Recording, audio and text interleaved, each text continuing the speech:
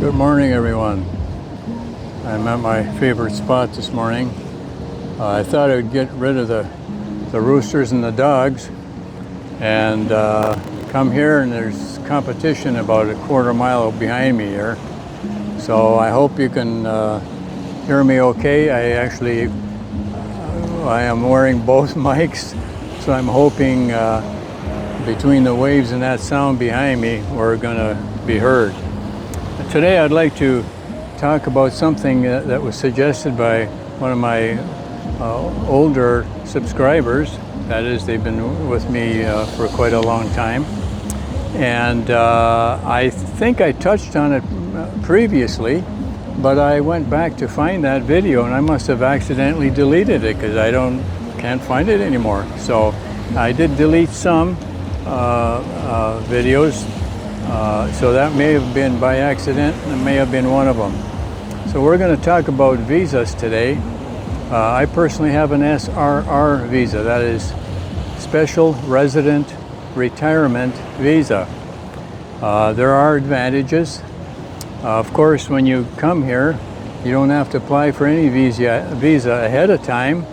You just come here and they stamp your passport, make sure it's good for at least 6 months. That is, your passport should have a lot of time on it left, and they'll stamp your passport upon entry, and it'll give you 30 days. Now, if you intend of just visiting or island hopping, then you may want to extend that, and I would do that as early as possible too. I don't know much beyond that. I extended once because the PRA, which is a Philippine Retirement Authority, I don't know if they misplaced my information or whatever, but it sat on a desk for almost 2 weeks. And with the help of James Byron, that was released, and the process continued. But come here, you don't need a visa from the States or wherever you're coming from. They'll give you 30 days, but you need to do something within the 30 days. I think the cost to renew is very minimal. Now, what are the options? So I think I know expats here that are still on the visitor's visa. They get it renewed for 6 months, and I'm not sure how long you can do that. I have to be honest with you. You can check on the Bureau of Immigration, PH, and they can help you with that as far as that goes. But then what are the other options? Let's say that you meet someone here, and you've moved. You meet someone here and you want to get married. Well, you can, and at that point you'll be applying for a 13A. Oh, you can get married first, but you'll give 13A consideration. Now, a 13A has advantages. It's a little bit cheaper than the SRRV, and you don't have to put a deposit down with the government. However, there's some major drawbacks with that, and that's why I didn't go that route. The drawback is this. Let's supposing that you have a falling out with your wife. Well, guess what? You need a sponsor for the 13A, and my understanding from an attorney is that even if you have the permanent 13A, which you secure 1 year after you get the temporary, even with the permanent, if she decides to turn on you and for whatever reason not sponsor you again, then guess what? The 13A is no good to you. You have to start from scratch, immediately transfer to some other type of visa.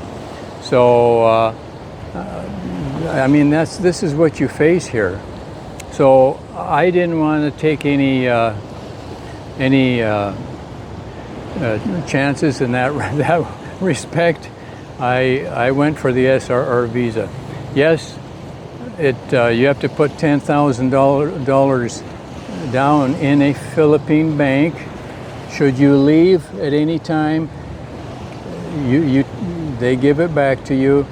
There are other ways to use that money. They will allow you to secure a condo, actually buy a condo, which is part of the building alone. It's not the land, but that amount has to exceed $50,000, and that's pretty steep in my mind. If you like condo living, maybe in Makati that's nice, but anywhere else I'm not so sure that maintenance won't be an issue. I've heard lots of issues from owners of these buildings. They take your maintenance fee, by the way, monthly maintenance fee, and they don't maintain.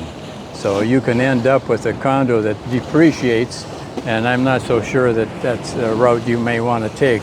Some have done it and are happy, and that's terrific. The other way would be to, if you anticipate marriage, before you get married, you can, providing you've purchased a property in your fiance's name, you can lease back from her the land and the house for I think the leases are like 25 years, and you can renew that. That's the way around it, and you can use those funds to pay for a lease. Now, I'm not so sure you'd want to disclose that lessor is your future wife, but it is a legal way to be able to get back your or utilize that $10,000 deposit. Now, for military, it's $1,500 or thereabouts, and with the application fee, you're looking at close to $3,000 in that neighborhood. Now, what I brought with me here today is all the things that are necessary regarding the SRR visa, because that's what I want to focus on specifically, because that's what I've got. Yes, it hurts to put $10,000 in their bank, but understanding that there's ways you can utilize that money. So it's not a loss, you're not giving it away. Interest rate is very low, but the gentleman I used for the immigration process is James Byron. I mentioned his name before on that video. If it still exists, I haven't been able to find it. But you can secure his information by going to this. I will also post this, his website on and another link on in the description once I'm done, once I get home, and because I have some business in the downtown here in a little while. But his website is visaconsultancy.ph. It's visaconsultancy.ph. And he gives you a little rundown of requirements, etc. But the other link I'm going to give you that I'll put in the description will give you all the requirements. But I'm just going to reiterate those. Now, this is a receipt from James Byron. By the way, he's an attorney. I didn't know that until I got there, and the PRA office staff told me, well, he's an attorney. So, I mean, he's a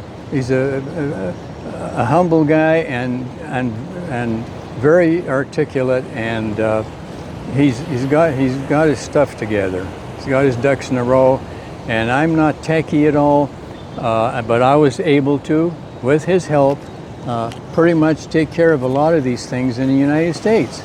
And may I say that's a good idea because you get your SRRV before you can get an ACR card. An ACR card, alien, oh gee whiz, alien something registration. Anyway, it's a Philippine registration. And you need that to open a bank account. And that's well, you have to be here 59 or 60 days, 2 months. So the SRRV you could get prior to that. Maybe not by much. They say an SRRV takes 30 days to process. This is the Philippines. So give it add a week or two, but that's still quicker. Now, the first thing that I did there was send $10,000 to a Philippine government bank. And James spells everything out. It's very clear. There's no, everything's kosher, okay? And right away I needed an amendment because of that stall on the PRA office desk. So I needed an amendment to my visa to extend it for 30 days. You need proof of pension. You want to get that in your country. And Social Security will mail that to you. It's the only way you can get it. And you know, that takes a couple of weeks, maybe 3. And then you need that apostilled, which means somebody in the government has to notarize it. So I think it was the Secretary of State of Arizona that did mine, but you can just look that up online and just Google apostille, APOSTILLE, and that's proof that your document is authentic. Yes, it's furnished by the government, but the government needs to, someone in government has to notarize it. So that's that. The other thing is a passport. Now, let me say that most of these things, a copy of which you would email to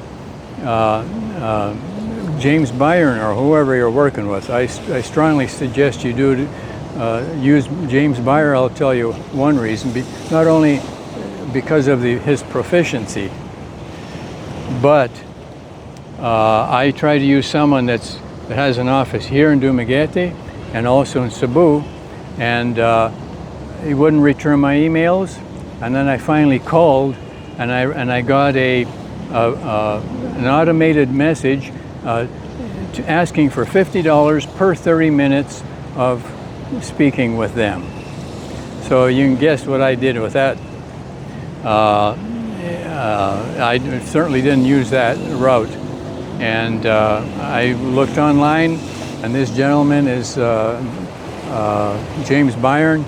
He's the only way to go for me from now on out. Of course, you'll choose who you will, and that's your business. So we got proof of pension. We got original passport, and you need a good 6 months on that. You know, as far as before it expires. I would renew it for as long as you can. Then all there's receipts. The extension receipt. It cost me a little bit. I forget. It's just a minimal amount to extend that 30 days. Then there's a Bureau of Immigration certification, and James handles that. Of course, the application form is a 3-page, but it's very simple, and he can help you with that. In fact, if you have a problem with that, you can email me, and I'll just reflect on what I've written down here, which was accepted. And but it's very simple. And the 3rd page really, there's nothing to fill. You just read it, so you're aware of what's expected of you. So that's the application. And notice of client registration. Now, I think that pertains to allowing a third party do your or aid you in this process. And James will furnish that upon your arrival. Then there's photos. You need 12 2x2 photos, 2 inches by 2 inches, on white background. And by the way, the photos and other services like the medical certificate, cheaper to get here. And he had addresses and directions where to secure those in Manila, walking distance. And speaking of the medical certificate, yeah, they draw blood, and they do complete lab work and an X-ray.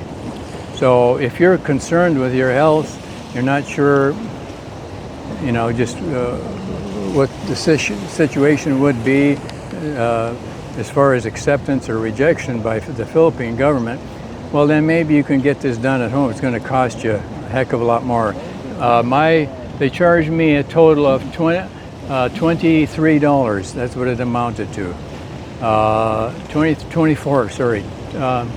Well, between $23 and $24 total. So there's not a lot of cost involved there. Then there's the PRA fee. Well, if you're military, that's going to be $1,400 in that area. Well, mine was $1,760, and you pay that at the land bank. That's a government-owned bank here. That's where that's taken care of. And by the way, don't bring any bill that's not brand new. I had, you assume your bank's going to give you nice clean bills, and I mentioned to them, I need real clean bills. And out of that $1,760 that I put on the desk, they rejected 3 of them because of one out of spot and the other had tiny wee 16th inch of an inch tear in it. So you need perfect bills here, and anywhere you go here, you need to, before you pull the money out of walk away from the teller in the United States or wherever you're at, go through those bills. I know it's a pain, or tell them out front, I need new bills. I can't have anything else, and you won't have any issues. I had to send 2 back to a friend to post in my account because I couldn't do. Well, actually, yeah, I sent back 2. At another exchange, they took one of them, but they rejected the other 2. I was just trying to dump them because their rate wasn't as good as BPI exchange, which, by the way, is the best I found yet. I don't know what bank you choose. I don't know, like DBO or BDO. I forget what there's a couple that sound similar. At any rate, that's your decision. But exchange rate is excellent with BPI. Having said that, then there's the NBI clearance, and that's similar to FBI search and clearance. Now, you can get that done in the United States. It might cost you a little bit, but you probably need that apostilled also. So there's more cost there and time. You can, because I was 70 plus when I got here, they waived that on me. But let me read you something here. NBI clearance needed only if your application is filed beyond 30 days from arrival. That's what it says right here. This is a receipt from James Byron when he takes your originals from you to submit to PRA. They do all that. And he gives you a receipt, a signed receipt. Now, let me say that James Byron does not ask you for extra funds. They get paid, these marketers, are endorsed by the government. They get paid from the government. He does not ask anything. I would suggest you tip him. I did, because he was so proficient and did everything to help. And like I say, I needed all the help I could get, because I am not a techie guy. I can do a lot of things with my hands, but I don't take to computers kindly. So be that as it may, that's a rundown of what is required. I'm sure I missed some things that I thought beforehand to mention, but by the way, with an SRRV, you do need to go to Manila when your paperwork is complete, and for the oath, they call it oath taking. Well, it's not a big deal, believe me. But they sit down with you and give you all the, all the appropriate paperwork. There's more to fill out there, but it doesn't cost anything. And James is right there. There's a few of us in there at the same time, and he accommodated all of us, and it helps him also to do several at the same time. But the process isn't, I couldn't handle it without his help, let me put it that way. It is, it can be frustrating, because what do you do next? What's the process? What will they accept, and what, because if you miss one thing, guess what? Your application goes back, and that can't be too much fun for someone who's anticipating receiving the visa, right? So don't waste your time. You're not spending money with James Byron, and you have everything to gain. So again, it's visaconsultancy.ph. That's his website, and I will put that link as well as, or that name, as well as the link from the Bureau as relates to the benefits. There is one benefit that they excluded that only James informed me of, and it'll show there, and that is upon arrival they'll help you, and in some small ways. They don't do that anymore. They should maybe update that on their site, but at least it's a permanent visa. Now, the visa itself does not have to be renewed every year or ever, but the card does. And it cost me, through James, he charges $20 only. And they do it all online. So at that point I was in Mindanao, and there's a little bit of a short application, and again another page to confirm that you are allowing James Byron to do your paperwork for you, and he submits that. He pays for everything, besides the annual fee, which is $360. So it's about 99 cents a day to be here. That's what it costs. But again, he just takes $20. He pays everything, then he sends you notification everything's complete, and that happened within a week. And I just transferred money from the bank to his account, and I had that in 2 to 3 days from Manila. It's the easiest way. If you want to go to some office and whatnot, I suppose you could do that. That takes longer. Find a parking spot if you have a vehicle. So those are just some of the things you need to consider. How much money to bring with you?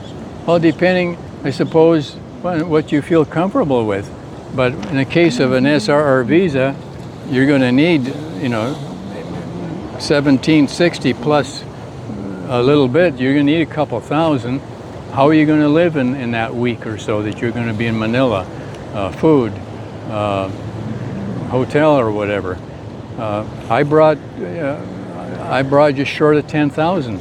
Legally, you can bring $10,000 into the Philippines without declaring it. You can bring more if you declare it. It's not that they'll reject that, but they need to know if you're bringing in more. But I'm glad I did, because there are little expenses you don't just think of.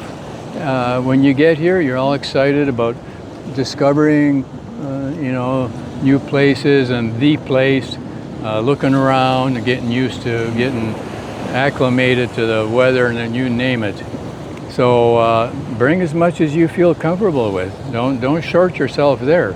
And remember, you don't have a bank account until you either have the SRR visa in hand or the ACR card.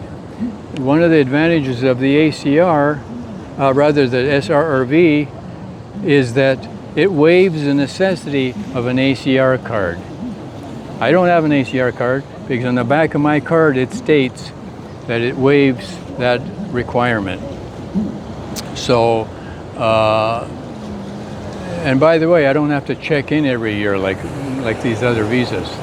Not so sure about the 13A, but the costs are very close. It's not that different, with exception of course, the deposit.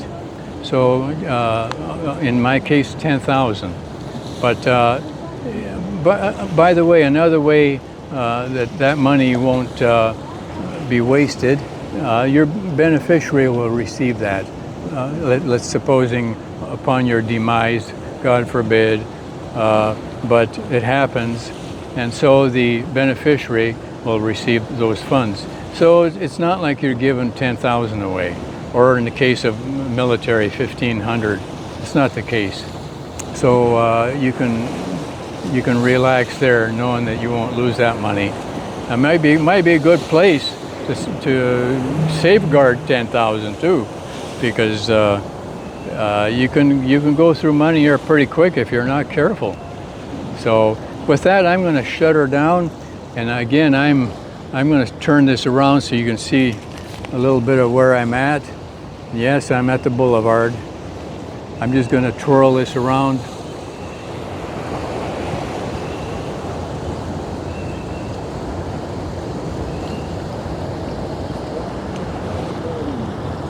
Give you an idea of what I'm feeling here. Nice breeze off the ocean.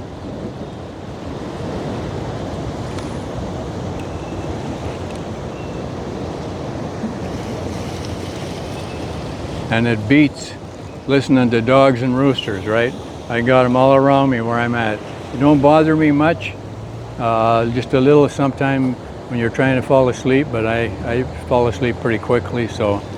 And they're pretty quiet at night. It's just daytimes they can really interfere with the sound on any video. So I hope this is more enjoyable for you. And until next time, take care. Now, if you have questions, please, or if you have about anything, email me. My email is in the description of every video, and I'd be happy to respond and answer. And it would give me also, to be honest with you, give me content for another video, because after a while you run out of subjects. And speaking of that, 3-4 days ago I was going to do one on which I didn't really disclose before, but my personal experience with scamming. And so I went online and I thought, well, I wonder if anybody else is what they're talking about today. Well, one of them was talking about that, and he was live. So I thought, oh, I don't want to interfere with that, and so I will get to that in due time, and that's within a few days. So stick with me. I appreciate very much you subscribing and viewing and sharing. I really do appreciate it. And until next time, you take care. Bye now.